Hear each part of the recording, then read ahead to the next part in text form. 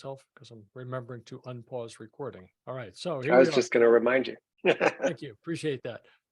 Full fee agent on April 5th. We're going to keep it short tonight. It's chapter 5 and 6, put the responsibility where it belongs. And chapter 6, let's get them to say no, which is one of my favorite tactics out of the whole deal. So I'm just going to throw a couple thoughts out here for you. That's just summaries from chapter 5. All right. So for those who are going to be watching in our viewing audience later on, people like to watch the recordings, which is fine. The idea of not being responsible for the outcome and detaching from the outcome and being an advisor seems like sometimes it's a difficult thing to do as a realtor because you're so involved with the financial transaction, all the emotions that the clients have. You're there from beginning to end, dealing with all the stuff. So what have you found helpful in being able to do that, to be able to step back and not get caught into the whirlpool that can happen sometimes where they just suck you into all the emotion? I feel like I'm very emotionally detached on the buying side, but I feel like I am emotionally attached on the listing side. Like on the listing side, I feel like it's more of a reflection of like my ability to market the house or my ability to price the house correctly. So I take the listing side more personal than I take the buying side. On the buying side, my attitude is kind of like, well, if you don't like this one, I'll find you another one. Like there's more out there. But for me personally, I'm not saying that's right, but that's how. Well, there's no right or wrong. It's Yeah. just, yeah, it's got to be a lot easier on the buy side when the inventory is high too. Yeah. Yeah. All right. For me, so our California purchase agreement specifically says that we are not parties to the transaction. It's just the buyer and the seller. So that's always at the forefront of my mind. And I always think about it from the perspective of we advise, we consult, and then we be quiet and let them make a decision. Yeah. So it's not very difficult when I think about it that way for me to stay detached and let the responsibility stay where it should be with the decision maker. Mhm.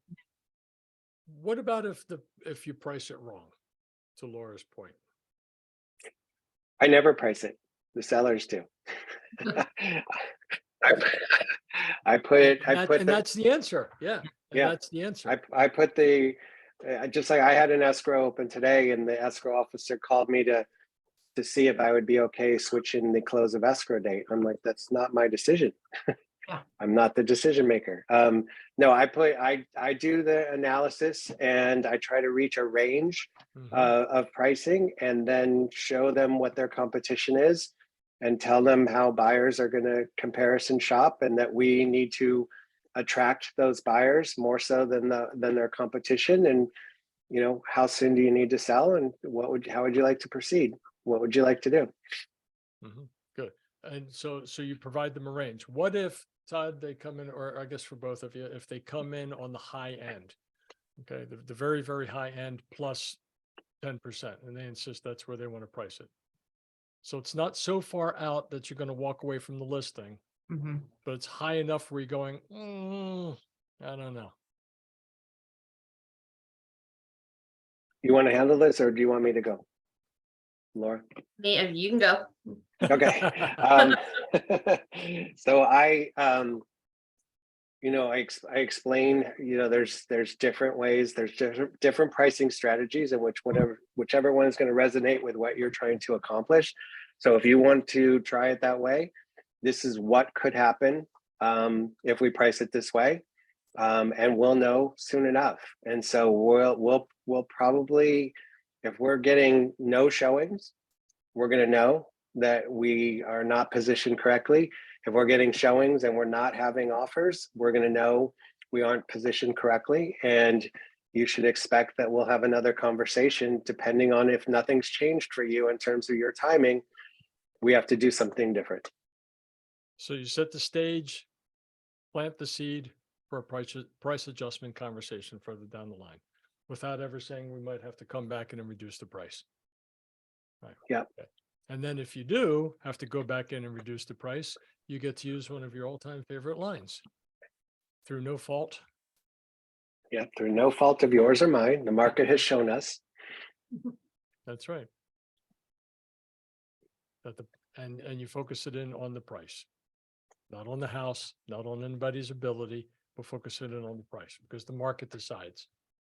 And that's And hopefully at that point you've been able to position it in their minds, that the house, it is a house now. It's not their home. It's a product. the house. And Yeah.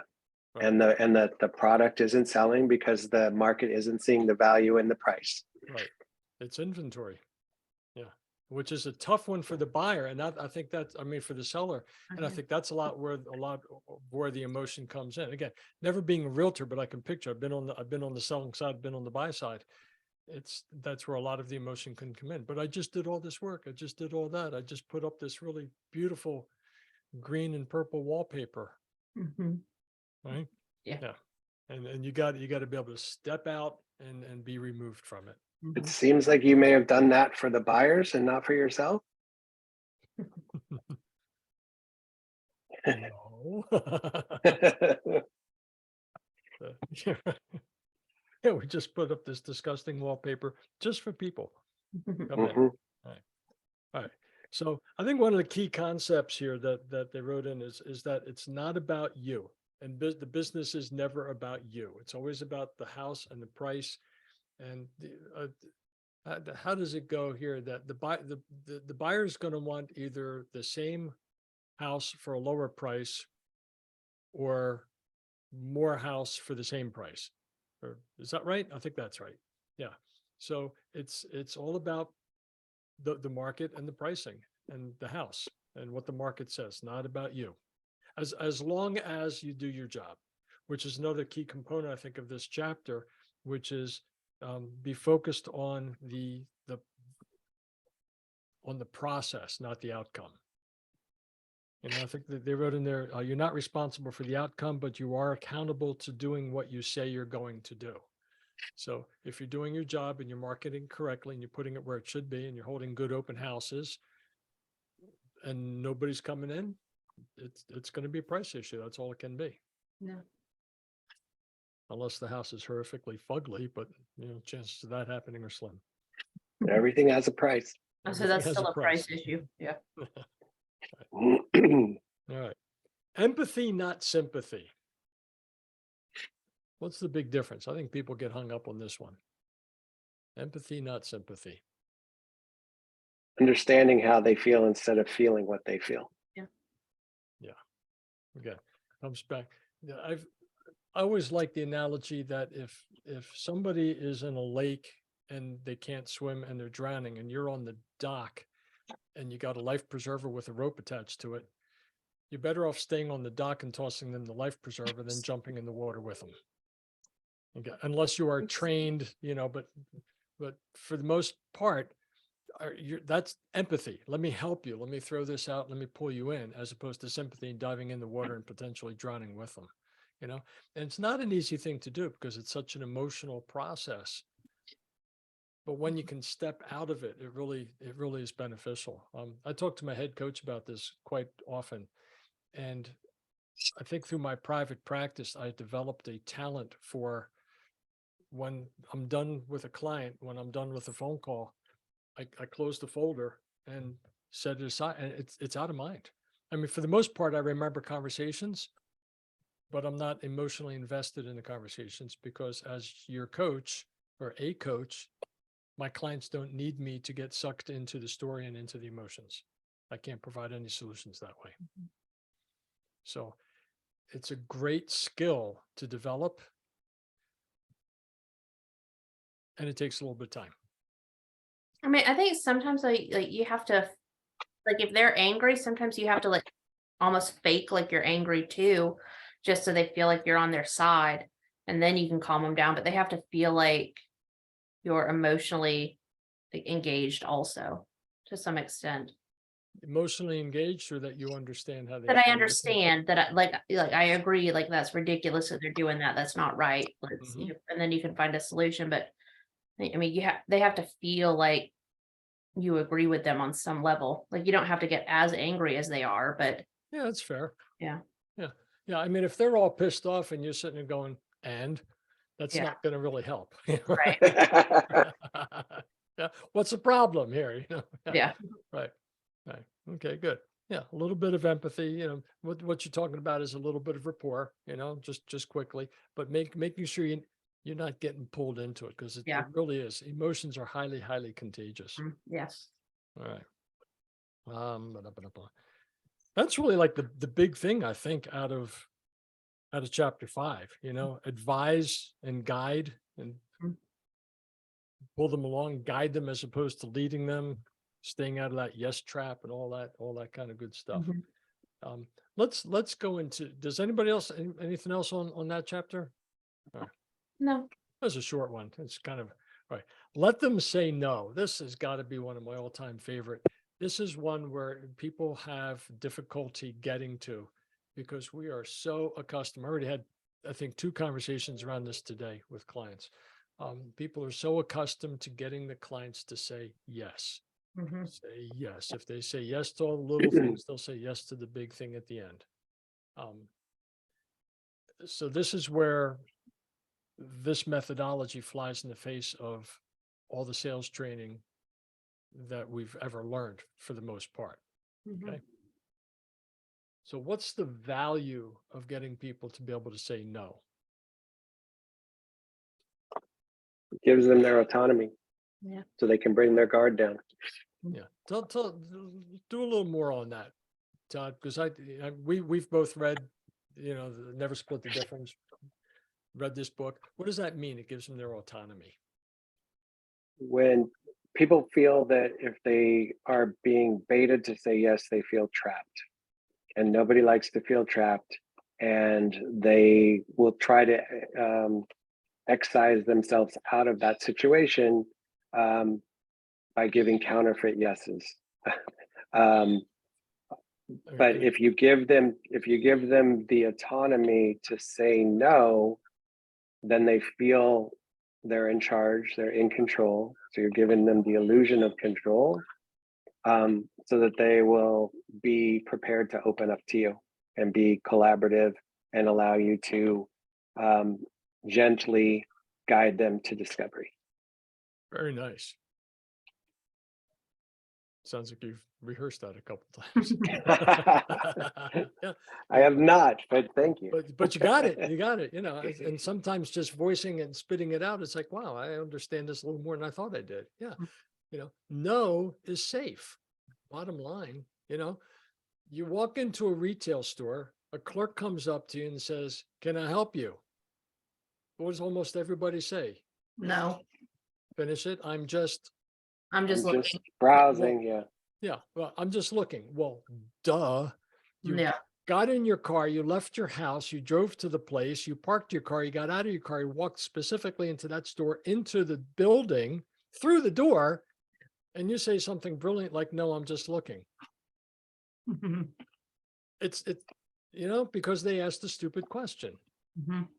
So I have a friend of mine here who used to call these stupid rhetorical questions. I think both of you guys have heard me say my couple all-time favorites, but these are some of the things that realtors say. And when you put them in the frame of a rhetorical forced yes question, it really makes you start to think about, what am I asking my clients? The question of, well, you want to get the most for your house, don't you? No, Laura. I was really hoping to take a loss. Right. I really,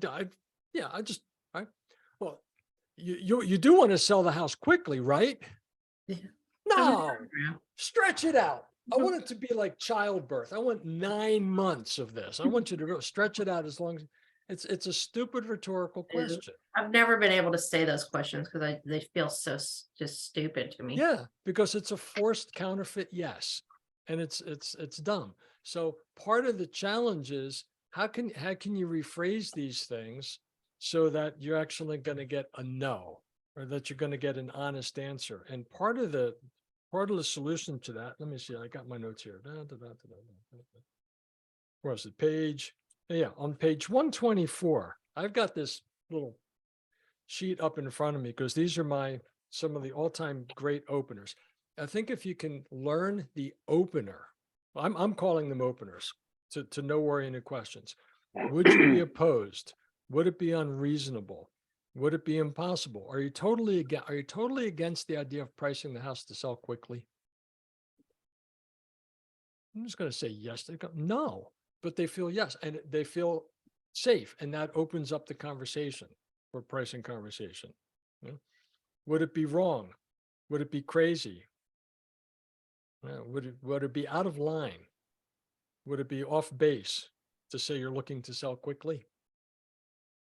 And part of it too is the tone that you're asking the question, because it can be very, very easy to just say, would it be, let me check, would it be off base to say you're looking to sell quickly? Or would it be off base to say you're looking to sell quickly? You know, a little downstroke makes it even softer on the end. It sounds more confident. Sounds more like you're empathetic. You're really connected with a client. So I think a great exercise is to take some of the questions that you're used to asking and practice rephrasing them with some of those opening lines, just to get the hang of it. This is one of the hard ones. Yeah, another one that's not in this list right now, but that they use a lot is, do you want the home to stay on the market longer than it has to? Great question. Yeah, stretch it out. Turn the best offers down. I don't want that. Yeah, right. Right. Or price it 10% above what the range was that I'm telling you. let's go 20. Yeah. I'm into pain. Yeah. You have another one, which is always good, is do you have any objection? Do you have any objection to, you know, having a conversation? Do you have any objection to me to us is doing a video call before I see the house? Is a great time saver to find out if you're the favorite or the fool. I think that's one of the most brilliant questions in the book. Would you have any, or I guess they phrased it as, would you be opposed to doing a video? Or unreasonable. It was the second one. Unreasonable, yeah, before I come out to see the house. Would it be unreasonable for us to meet by video before I see the house? So again, when they get to say no, they feel safer, they feel protected. And the no actually moves the conversation forward. And the no, I had said soften. The example of the soften is like with kids, the relentless negotiators asking for the same thing over and over and over. And they know innately that as soon as the parent says no, that the parent is going to soften and that they're going to get some form of what they're asking for eventually. And so that's the perfect example of what no does to kind of soften someone's position. Spoken from experience, I take it. Yeah. We grew up in different houses. Yeah, right. Yeah. I pretty much gave up on the no after the third or fourth time, I think. All right. So getting to know, as opposed to the yes trap, the momentum selling, as it's called, again, flies in the face of the tie downs and the older techniques that have been around forever. If you think about this, if you think about the idea of mirroring the client, you know, repeating the last few words to dig a little bit deeper. If you think about objections that the clients have thrown out to you, and using, I think more of the full fee agent like guide rails, you know, as opposed to scripts. It's just a guide rail because you have to be very responsive as opposed to reactive with this. If you think about objections that the clients have thrown out to you and replay some of those conversations in your mind, have you ever noticed that what they say at the very, very top typically is not the root cause? It's typically not the real objection.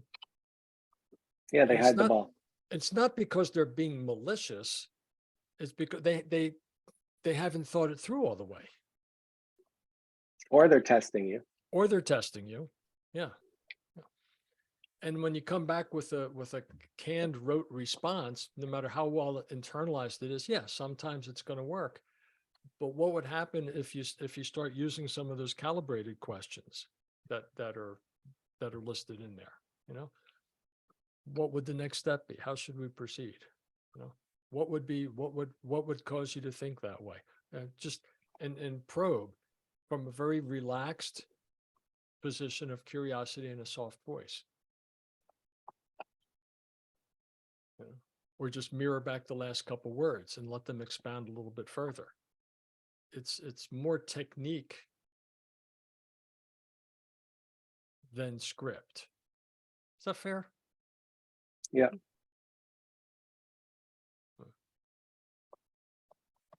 So how do you practice that? Role play.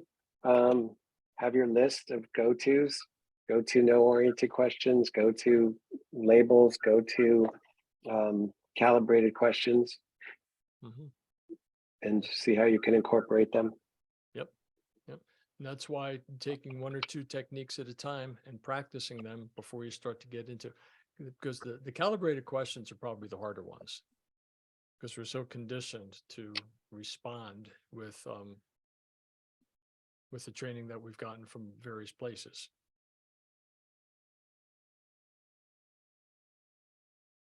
So the worst thing that happens is that there's this moment of silence while you're considering how to respond. And sometimes what happens when you're silent, they will start talking again and you're closer to the real question, as opposed to just firing back right away.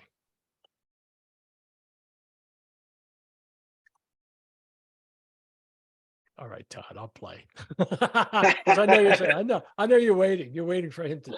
How long is he going to stay quiet? I know. I can tell. No, we've done this before. There's an expression we learned in coaching that says, let the silence do the heavy lifting. And I've always thought about it as, if you ask a question, you got to just be quiet, let the other person process. It's just polite. So if they hit you with an objection and you're quiet for a couple moments, because the silence is uncomfortable, they oftentimes will start talking again and take you to where you need to go, as opposed to the smoke at the top. Silence is your friend. And these calibrated questions are really trying to figure out their vision, because you know vision drives decision. Right. Calibrated questions can take them into the future. You know, what would it look like if the house is on the market for 6 months? What's your ideal vision of how this would go? How important is it to you to be with your grandchildren this summer? Yeah, but they're asked in a way that is responsive to what the client said prior. In other words, just know the opening, the what and how questions are really the key. Just start with what or how, and take your time and let the question come out. And if it's wrong, if it's a little bit off base, they'll correct it and they'll let you know. I just think it's a brilliant way to really move the process forward, with open-ended questions and a lot of silence, and getting them to know so they're safe. Not easy. And Simple, not easy. Mhm. Simple, not easy. Very much. Yeah, very much. Yeah. It's like I said, I really, the more I look at this and read it and reread it and read it again, it just, to me, it's guide rails. And it's very simple techniques, very little scripting, and just learning how to ask the questions to lead them to where they want to go. Yeah. So, and when you get that down, you become a very, very good communicator, an excellent listener, and you're building trust. Because without trust, nothing's going to happen. Yeah. Cool. Anything else? Going to keep this really short tonight. I think that's all I got. I got nothing else. Yeah. All right. Good. Todd, have a wonderful evening with your family. I hope the traffic is Thank you. good. And Thank you. Thank you. yeah, my pleasure, man. Thank you. Laura, thank you again for being here this evening. Todd, are we good for tomorrow? We are. And We are. I just sent you the 4 convos. Okay, perfect. Good. I don't have my email open. All right. All right, folks, thank you Okay. much. And I'll talk to you soon. If there's anything in between, as always, let me know. Thanks Okay. again. Thank you. See All ya. right. Bye, Good night. Laura. Bye. Thank you.